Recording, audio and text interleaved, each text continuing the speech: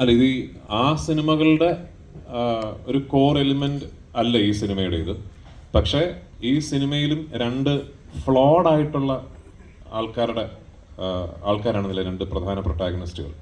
ഇപ്പോൾ അയ്യപ്പനും കോശിയും എന്ന് പറഞ്ഞാൽ നമ്മൾ ഒറ്റ നോട്ടത്തിൽ കോശി കുര്യൻ വില്ലനും അയ്യപ്പൻ നായർ നായകനും എന്ന് തോന്നിയാലും സത്യത്തിൽ നമ്മൾ ഒന്ന് അനാലിറ്റിക്കലായിട്ട് ചിന്തിച്ചാൽ രണ്ടുപേരും കുഴപ്പം പിടിച്ച ആൾക്കാരാണ്. അല്ല, രണ്ടുപേരും ഫ്ലോഡ് ആയിട്ടുള്ള ഹ്യൂമൻസ് ആണ്.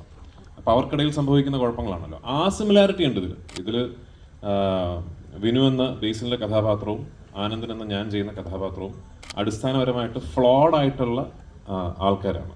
അവർക്ക് ഒരുപാട് കുഴപ്പങ്ങളുള്ള കക്ഷികളാണ്. അപ്പോൾ അവർക്കിടയിൽ ഉണ്ടാകുന്ന പ്രശ്നങ്ങൾക്കും ആ കുഴപ്പങ്ങളുടെ ഒരു സ്വഭാവമുണ്ട് എന്നുള്ളതിനപ്പുറത്തേക്ക് ആ പറഞ്ഞ സിനിമകളുമായിട്ട് അങ്ങനെ കമ്പയർ ചെയ്യാൻ പറ്റുന്ന ഒരു സ്വഭാവമില്ല ഈ സിനിമയ്ക്ക്. ആനന്ദൻ ഒരു സൈക്കോ ആണ്. സൈക്കോ അത് ആനന്ദിനെ ആര് കാണുന്നു എന്നനുസരിച്ചിരിക്കും. മോൻ കണ്ടാൽ ചിലപ്പോൾ സൈക്കോ ആയിട്ട് തോന്നിയേക്കാം, അറിയാം. ഈ ബേസിൽ ഇപ്പം എന്താണ് റീസെന്റ് ഇപ്പൊ ഒരു ഡയറക്ടർ എന്ന നിലയിൽ ഒരുപാട് അച്ചീവ്മെന്റ് ആക്ടറിന്റെ കൂടെ അഭിനയിച്ചത് കരിയറിൽ ഒരു അച്ചീവ്മെന്റ് ആയിട്ട് കരുതുന്നുണ്ട്?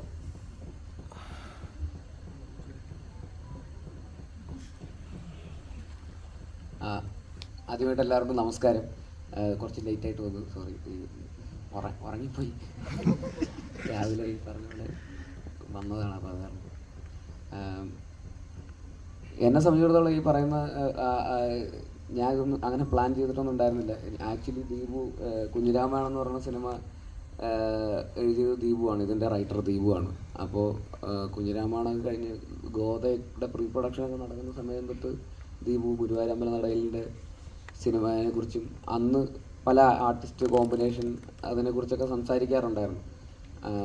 അപ്പോൾ ഈ രണ്ട് ആർട്ടിസ്റ്റുകൾ അന്നും ഇതിൻ്റെ അതൊരു മെയിൻ പ്രൊട്ടഗണിസ്റ്റുകളായിട്ടുള്ള രണ്ട് ആർട്ടിസ്റ്റുകളാണ്. അപ്പോൾ രണ്ടളിയന്മാർ. അപ്പോൾ ഇതന്ന് ഇങ്ങനെ ഈ ആർട്ടിസ്റ്റ് മറ്റേത് ആൾ എന്നൊക്കെ പറഞ്ഞാൽ അങ്ങനെ പല സംസാരങ്ങളും ഞാനും സജഷൻസൊക്കെ പറയുമായിരുന്നു, അങ്ങനെ ഇങ്ങനെയൊക്കെ.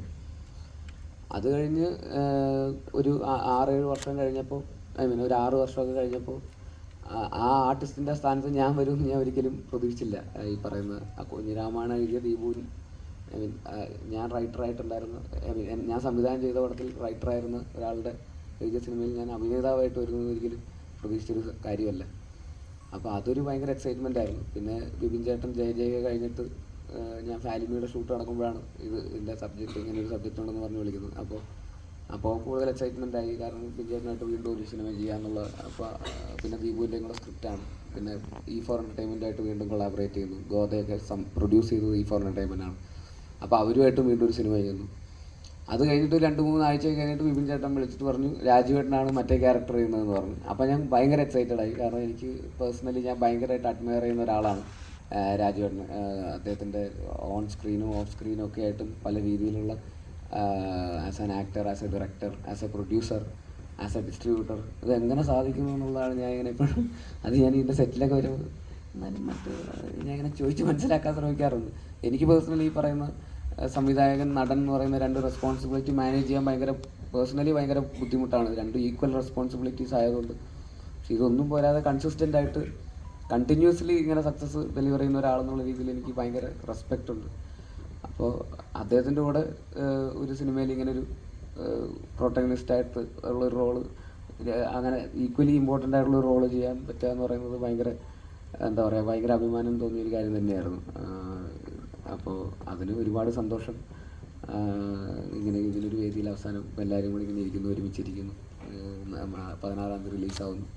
എല്ലാവരും കണ്ടിട്ട് അഭിപ്രായങ്ങൾ അറിയിക്കുക. Thank you.